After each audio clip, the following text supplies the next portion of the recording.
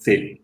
Hola, ¿qué tal amigos? ¿Cómo están? Muy buenas tardes a todos. Estamos en una cápsula más de Salud y Psicología con Feeling. Yo soy Martín Espinosa y me da muchísimo gusto darle la bienvenida a la maestra Claudia Godínez, que bueno, nos va a dejar el ojo cuadrado con todos esta explicación acerca de la neuropsicología de las emociones. ¿Cabe? Hola, ¿cómo están todos? Bienvenidos, conéctense, por favor. Sí, no, por supuesto. Y por supuesto que nos compartan todas sus preguntas, porque yo creo que todos en algún momento no hemos distinguido entre la felicidad, la euforia o casi casi el delirio, ¿no? Por ejemplo, no nos ha pasado. La maestra Claudia Godínez es especialista en neuropsicología, fundadora y directora general de Veracá, por supuesto. Por ahí le tienen que dar también like, porque en Por verdad favor. van a encontrar cosas extraordinarias, pero sobre todo orientación. Hoy más que nunca necesitamos orientación justamente de estos especialistas que nos acompañen en cada una de nuestras dificultades. Y bueno, sin más preámbulos, bienvenida, maestra Claudia. Buenas tardes a todos. Ahí Estamos estamos. en vivo. Estamos en vivo totalmente. Bienvenida, ¿qué tal? ¿Cómo estás? Muy bien, muchísimas gracias. Un gusto siempre colaborar con Feeling, que de verdad hacen un excelente trabajo. Muchísimas gracias por la invitación. Estamos a la orden y vamos a empezar, maestro. Bueno, pues la verdad es que nosotros somos los que estamos encantados y honrados con tu presencia. Y bueno, sin más preámbulos, ¿qué onda? ¿Cómo entender a lo mejor primero la neuropsicología y más aún de las emociones? A lo mejor para muchos de los especialistas y público en general, a veces no nos queda muy clara la diferencia e incluso la función específica del neuropsicólogo. Claro. Bueno, pues entonces empecemos, tal vez debamos arrancar con aclarar qué está estudiando la neuropsicología o qué es una rama especializada entre la psicología y las neurociencias, es decir, permite hacer esta vinculación entre psicología y neurociencias, y justo lo que estudia es la relación entre la organización cerebral y los procesos cognosocioafectivos. Pero fíjate cómo los estoy mencionando, o sea, los procesos que antes denominábamos procesos cognitivos, de manera más reciente para acá ya se están denominando procesos cognosocioafectivos, entendiéndolos, es decir, en su sentido más amplio, entendiéndolos como un continuum con acciones, emociones, motivaciones, las relaciones sociales, etcétera, ¿no?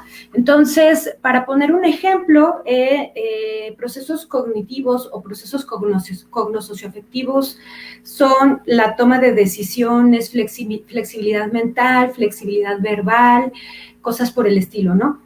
Específicamente, neuropsicología de las emociones estudia esos procesos cognosocioafectivos, pero centrados en la parte de las, valga la redundancia, las emociones, que forman o que ponen un sustrato muy importante de ese proceso cognitivo. No sé si estoy siendo clara. Totalmente. Y justo ahora, en esta pandemia, que es todo, papás, primos, tíos, digo, quienes convivíamos en cuarentena y todo, seguramente teníamos a un ser querido que tenía que llevar procesos educativos, que incluso durante la pandemia llegábamos a tener pensamientos medio raros también, ¿no? Llegábamos como a desesperarnos, toma de decisiones, ¿no? Alguien por ahí conocemos que salió corriendo y salió con cinco paquetes de papel higiénico. ¿Por qué no? Ajá, o sea, justo en el súper, ¿no? ¿Por qué no? Entonces, Sí. creo que en verdad es algo importantísimo porque ¿cómo entender este proceso? Yo veo la decisión, pero imaginarnos todo esto es extraordinario. Sí, además estudiarlo resulta muy pertinente. A ver, voy a tratar de ser más claro, voy a tratar de ser más clara, además haciendo una invitación a toda la comunidad. ¿Por qué? En el marco de la salud mental a nivel internacional, que decanta de ahí a nivel nacional, la Estrategia Nacional de Salud Mental se llama SMAPS, es salud mental y atención psicológica, justo está muy interesada, pero muy, muy interesada en involucrar el manejo de las emociones. Eso es por un lado.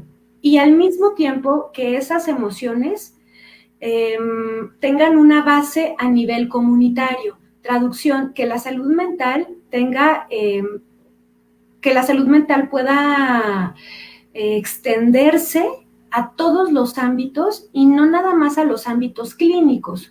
Cuando pensamos en emociones dañadas, por ejemplo, como el fenómeno de disregulación emocional, y entonces pensamos como en los psiquiátricos o propiamente el manejo de la psicología y de la neuropsicología, y más el de neuropsicología, nada más como por el apodito de neuro, suena como que estás más enfermo, ¿no? Como que tienes una patología todavía más drástica y eso genera mucho estigma. Entonces, justo la intención es establecer como una cama, ¿no? O sea, como una línea base en donde se pueda involucrar a la comunidad, porque la comunidad también tiene muchas cosas para ofrecer en materia de salud mental. Y se empieza justo por el manejo de las emociones, porque son la base, porque son muy pertinentes. Si te fijas, por ejemplo, el proceso ¿cómo se llama? Los primeros auxilios psicológicos tienen, que son base, por así decirlo, es decir, base dentro de la jerarquía, así como de la pirámide de la salud mental. Viene la comunidad, que eso es lo que se pretende, tendría que estar en la base la comunidad, y luego ya como que ir escalonando hacia los profesionales, las instituciones propiamente, etcétera. Pero los primeros auxilios psicológicos están diseñados incluso, o sea, para la comunidad en general, no tienes que ser un especialista. Y neuropsicología de las emociones a mí me parece que hace una aportación muy importante. A ver, neuropsicología de las emociones de entrada es un elemento del gran fenómeno denominado cognición social, que lo estudian las neurociencias, no nada más neuropsicología. Y cognición social estudia muchas cosas como teoría de la mente, el fenómeno de la empatía, la toma de decisiones y procesamiento emocional. Cuando yo estoy hablando de neuropsicología de las emociones, estoy hablando en realidad de un procesamiento emocional, en donde se entiende a la emoción y el sentimiento justo como en una continuidad que no podemos escindir más que de manera didáctica, porque en la realidad van junto con pegado en cuestión de milisegundos. Entonces, propiamente la emoción, así si somos muy rígidos, académicamente sí somos rígidos, ¿verdad? Entonces, propiamente la emoción es una respuesta fisiológica en función de en función de un estímulo externo, y en función de ese estímulo externo tendremos una respuesta fisiológica del tipo respuesta cardíaca, frecuencia cardíaca, frecuencia respiratoria, piloerección, que es cuando se nos pone la piel chinita. Eso va a tener alteraciones emocionales. Eso es propiamente la emoción. La emoción es una respuesta fisiológica, pero en cuestión de milisegundos, la emoción, o menos, de hecho, bueno, sí, milisegundos, la emoción está atravesada por la cognición, y entonces se convierte en sentimiento, que es la experiencia subjetiva, y a todo eso se le denomina procesamiento emocional. Y el procesamiento emocional, a su vez, es un elemento indispensable en prácticamente cualquier proceso cognitivo, cualquiera. Los más estudiados, o digamos el más estudiado o de los más estudiados es la empatía y la toma de decisiones, pero prácticamente en cualquier proceso cognitivo se está estudiando, o más bien está teniendo injerencia, ¿no? No, hombre, extraordinario. Permíteme saludar rapidísimo a Alice Mendoza, que nos manda un saludo desde Estado de México. Alice, un abrazo muy fuerte. Razo, queridísimo amigo, nos manda un saludo también. Vegaf de MX, gracias a ustedes, en verdad. Gracias, Vegaf, porque... Gracias y compartan, por favor. Sí, realmente estos segundos y este tiempo que comparten con nosotros, de verdad, es importantísimo. Giselle Valle también. Gracias a ti, Giselle, por seguirnos, por vernos. Y bueno, justamente ahora dentro de la pandemia, hablando de emociones, cogniciones, y ocupabas un concepto que a mí realmente me parece muy, muy interesante, es un proceso continuo, ¿no? No es segmentado, no es por pedacitos, porque a veces llegamos a entender esto de forma diferente, ¿no? Nos saludan desde Guatemala. Durante esta pandemia, ¿cuáles son algunos procesos, algunas emociones, algunas cogniciones que tú has identificado que de alguna forma están presentes, ¿no? Y fíjate que, bueno, la pandemia es un fenómeno sin precedentes que ha impactado, nos ha impactado a todos. O sea, nos ha alterado a muchas personas el sueño, la alimentación y, por supuesto, el estado anímico, ¿no? Sí. Que además van de la mano. El sueño, la alimentación y el estado de ánimo van de la mano. O sea, hay que recordar que somos sujetos biopsicosociales espirituales y un área alterada va a afectar a las otras, ¿no? De entrada. ¿Qué emociones hemos encontrado principalmente? Miedo, tristeza, coraje. Y de ahí derivan en ciertas, no siempre podemos llamarlas patologías, o sea, una patología es cuando ya tienes, por ejemplo, como un diagnóstico, como hablar de un trastorno de la ansiedad o el trastorno de la depresión, pero no necesariamente estamos cursando con una patología y, sin embargo, sí nos sentimos melancólicos, tristes, angustiados, frustrados, con miedo, etcétera. Es súper interesante porque uno pensaría que el miedo principal sería, por ejemplo, a la muerte, pero lo que dicen los académicos es que el miedo principal es a no tener dinero, ¿no? O sea, en realidad la gente tiene mucho más miedo de no poder llevar como el sustento económico a casa, que de otras cosas que uno pensaría, no, pues obviamente el miedo es a morir, y no necesariamente, ¿no?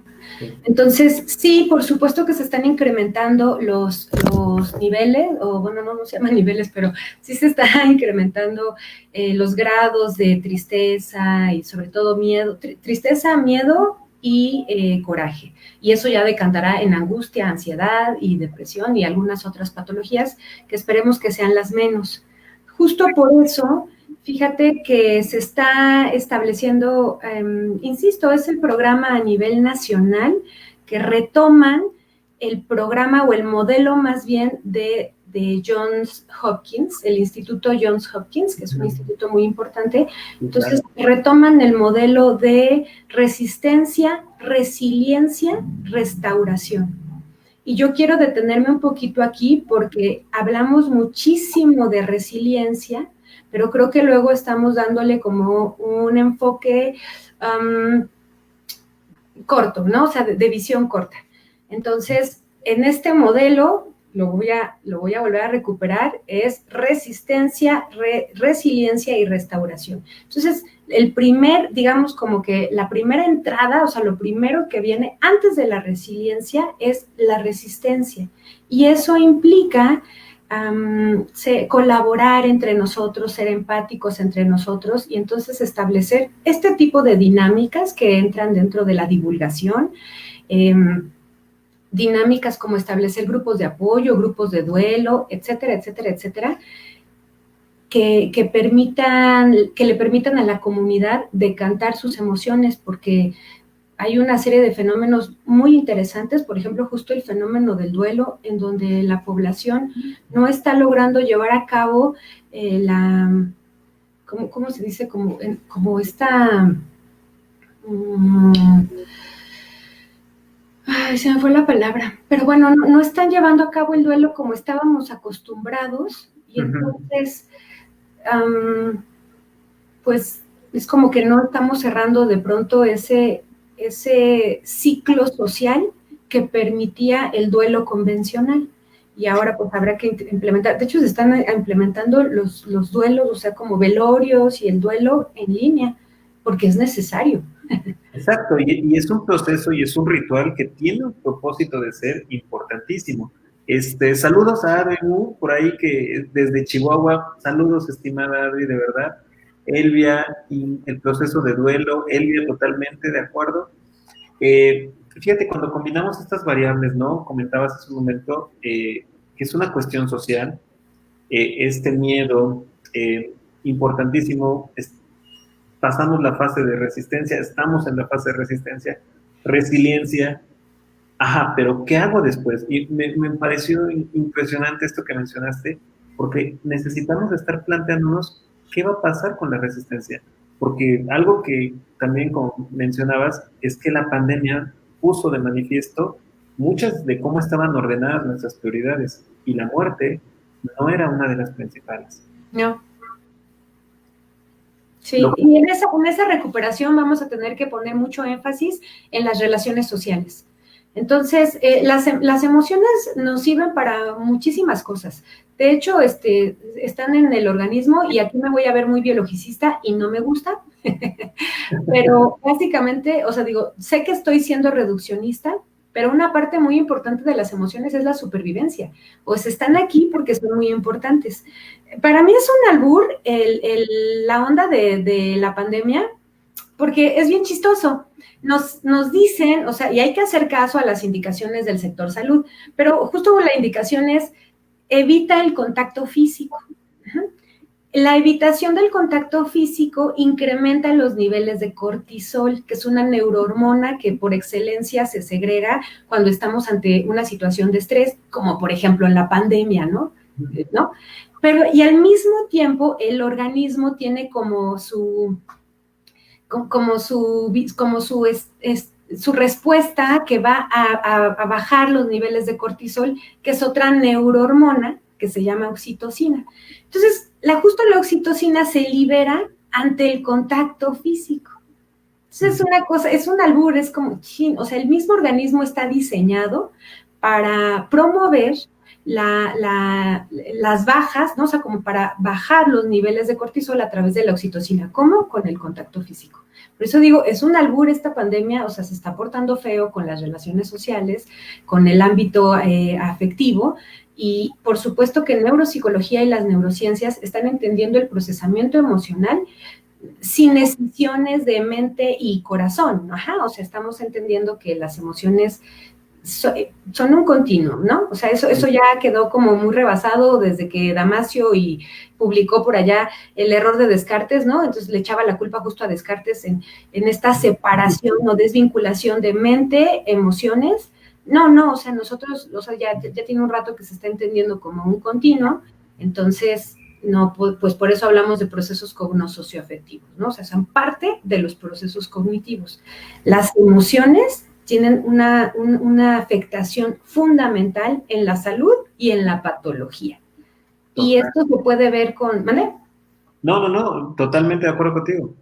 Sí, entonces te digo, muchas de las personas que estamos cursando la pandemia, no propiamente con una patología, pero sí con alteraciones anímicas.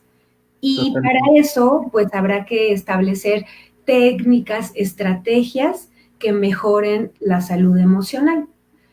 Y eso ya va a ser otro tema, ¿no? O sea.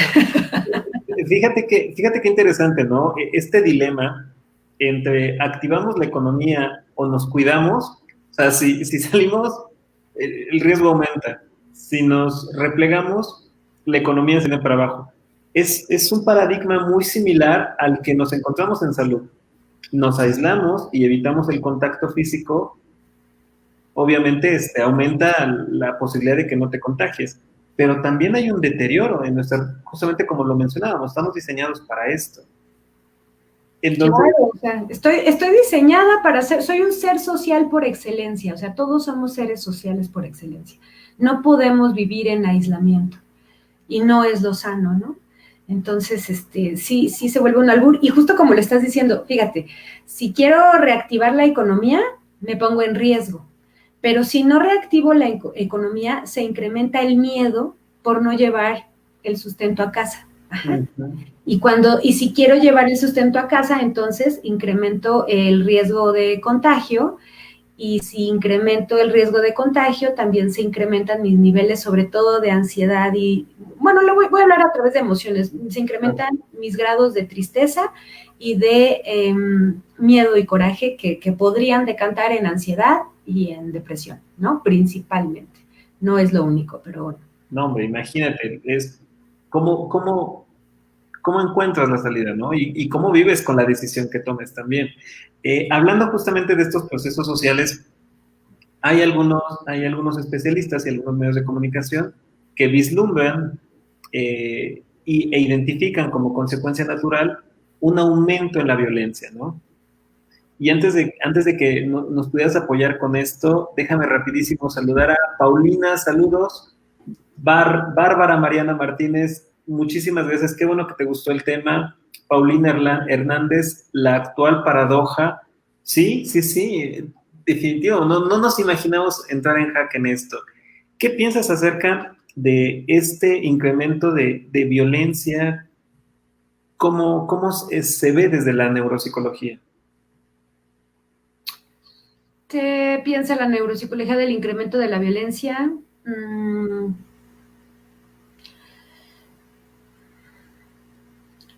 Voy a tratar de poner un ejemplo. ¿Ahí me escuchas bien? Perfectamente, sí.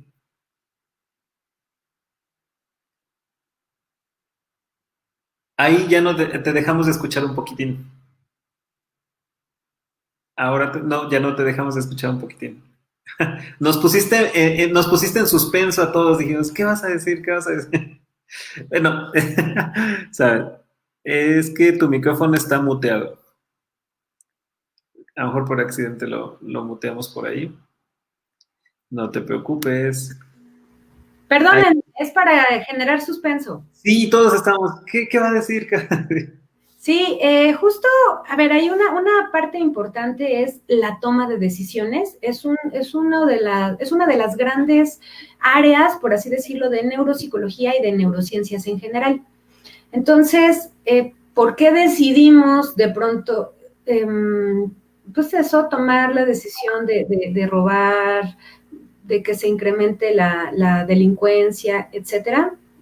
Y entonces entra en materia de neuroética, que tiene relación con neuropsicología de las emociones. Neuroética habla de muchas cosas, pero en toma de decisiones habla de decisiones utilitaristas y decisiones deontológicas. Las decisiones deontológicas ocurren específicamente cuando yo tengo algún tipo de consanguinidad o de relación, de algún tipo de relación social con la gente a mi alrededor.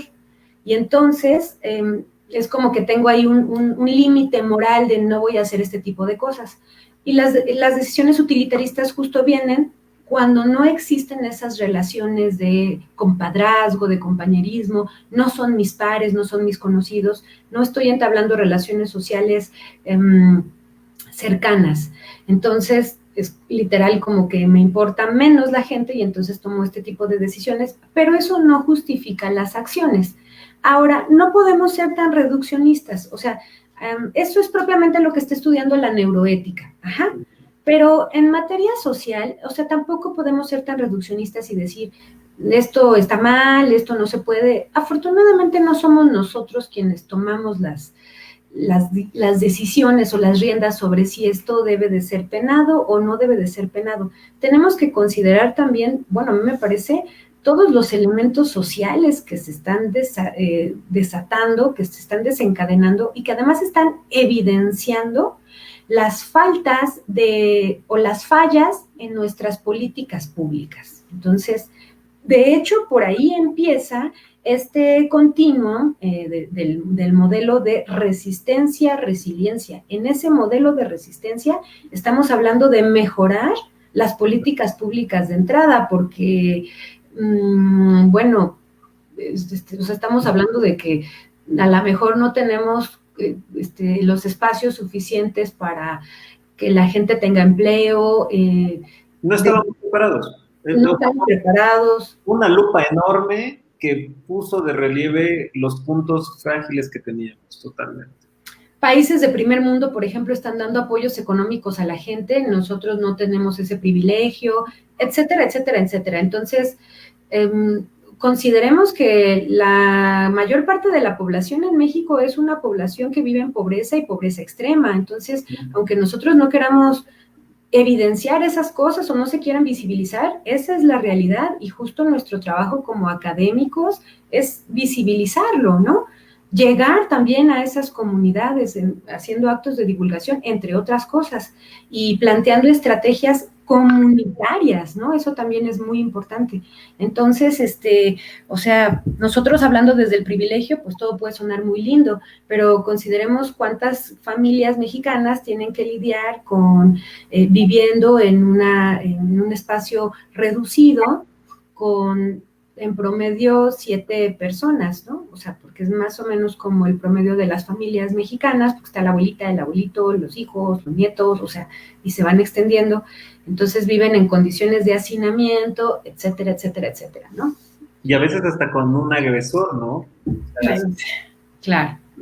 Sí, sí, que esa era justo la justificación, esto ya no tiene nada que ver, pero me estoy saliendo del tema, pero esa era justo la justificación de por qué se quitó en algún momento el alcohol. Uh-huh. Entonces, bueno, ahí los que tenemos Face es bien chistoso, y de, no, me quitaron el alcohol. Bueno, nosotros no somos población en riesgo. Ahora imagina a un agresor o una agresora, además, en estado etílico, ahí te encargo, ¿no? No, imagínate el número de... No, impensable.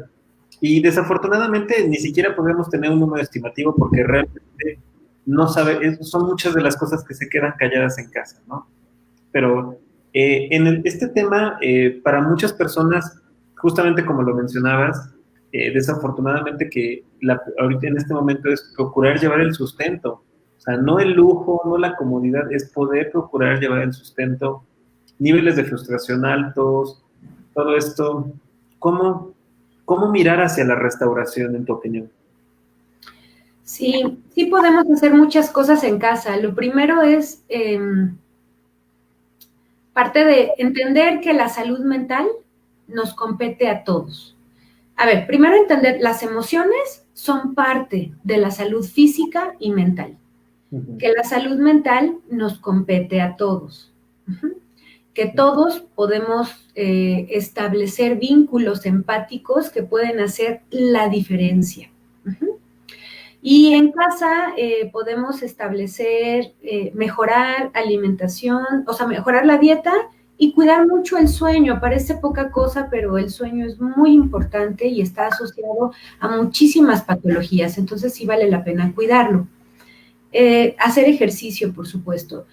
Nosotros hemos visto en México que también mucha de o sea, como los incrementos o los grandes niveles que tenemos, los grandes números que tenemos, por ejemplo, de COVID, están muy relacionados con nuestros altos números de diabetes, hipertensión, o sea, habla de nuestra mala cultura, ¿no?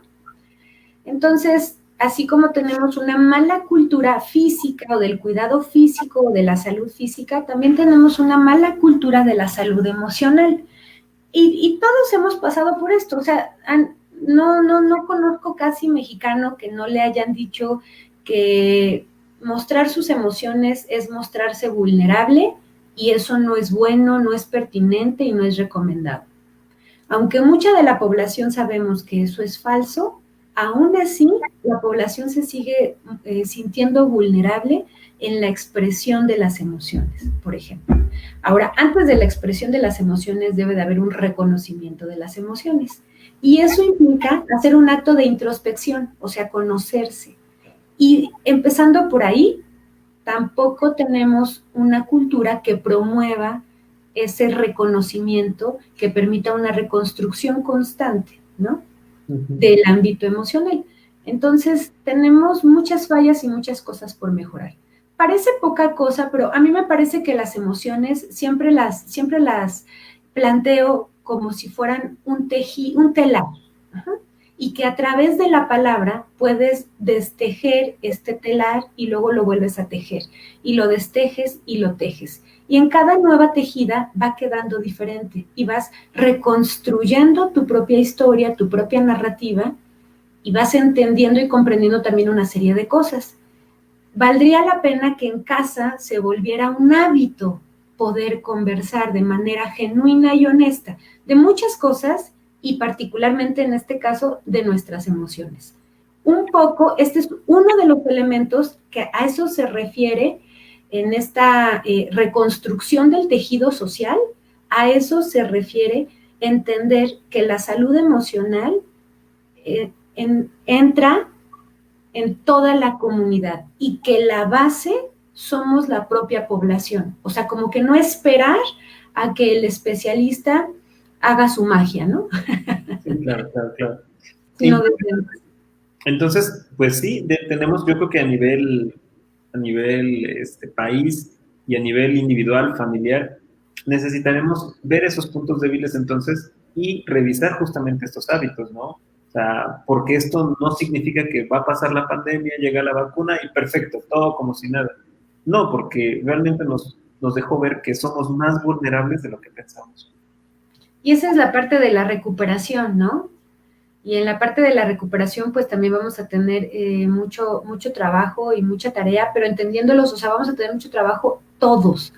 Fíjate que apenas estaba viendo unos datos estadísticos, desconozco de otras disciplinas, pero a nivel de psicología, gente que tiene un título y bueno, el título no, que tiene una cédula y que por ende podría ejercer, son menos de 5,000 personas. Entonces, no somos suficientes.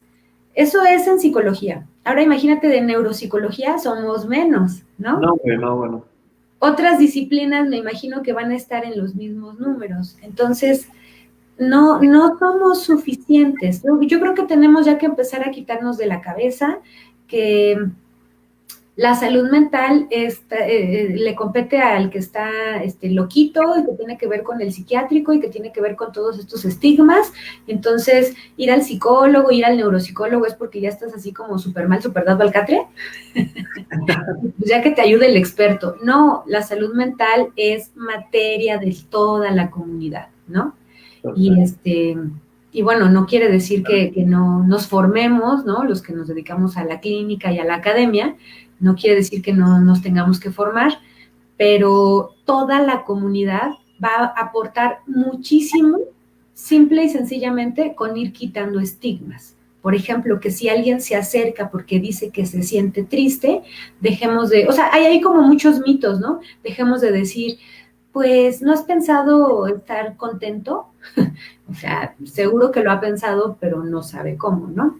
Entonces, generar un acompañamiento sería mucho más útil, evitar como ciertas frases típicas, trilladas, que no son muy útiles, etcétera, etcétera. Entonces, es muy importante esta parte de la divulgación para que podamos, o sea, que la población tenga acceso a esta información y que pueda poner un granito de arena real, porque no es poca cosa, ¿no?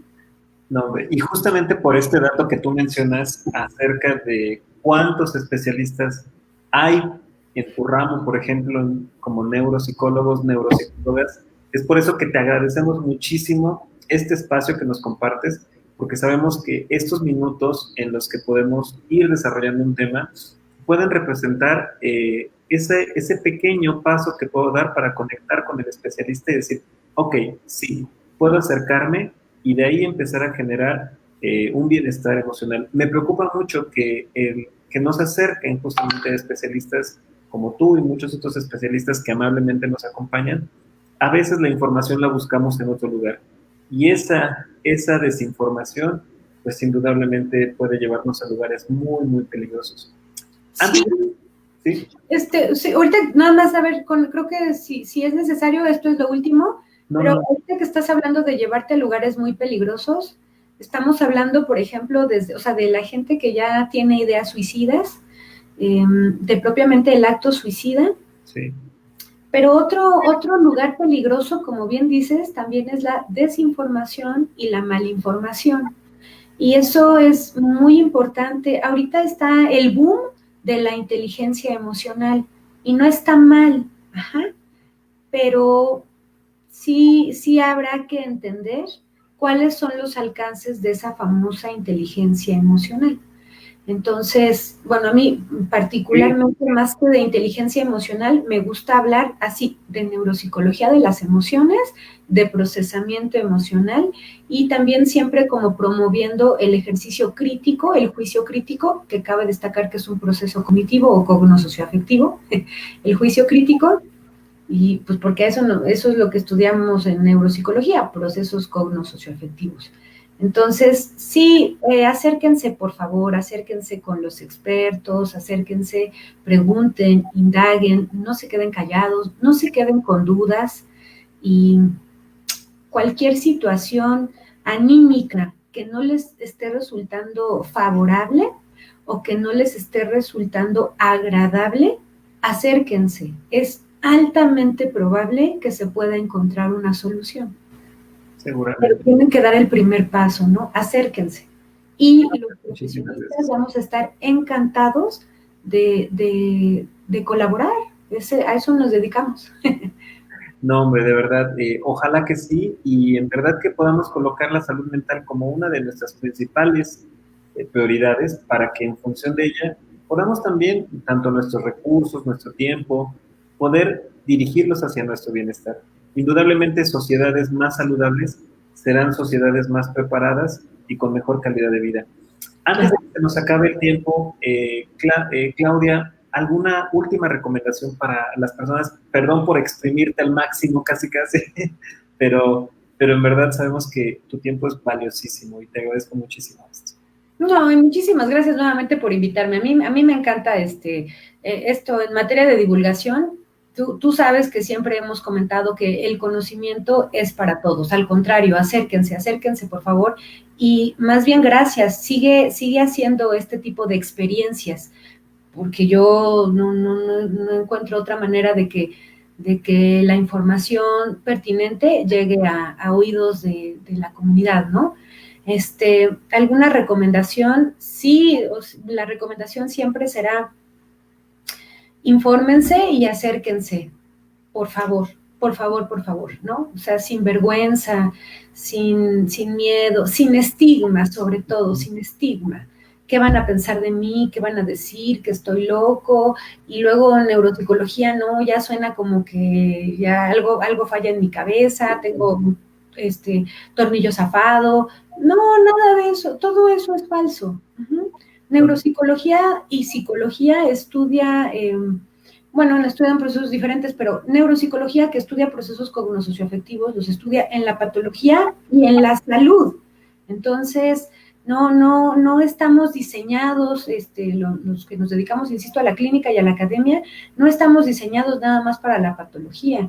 O sea, también acérquense, simple y sencillamente, por favor, acérquense, cuiden su dieta, cuiden su sueño, cuiden su estado anímico y háganse caso a eso, a lo que me voy a atrever, a eso que común y como que coloquialmente le llaman la intuición, que tiene otra explicación linda, pero vamos a llamarle así porque además suena padre. Pero a eso que coloquialmente se le llama la intuición, háganle caso. Si ustedes descubren que están en un contexto en donde no se sienten cómodos, sienten miedo, angustia, ansiedad, o no saben qué emoción, pero no es agradable, pidan ayuda y aléjense. Padrísimo, padrísima recomendación. Y ojalá que nos puedas hablar de la intuición y de muchas otras cosas que, bueno, solíamos comentar en los aeropuertos. Ahora lo hacemos de esta forma, ¿no?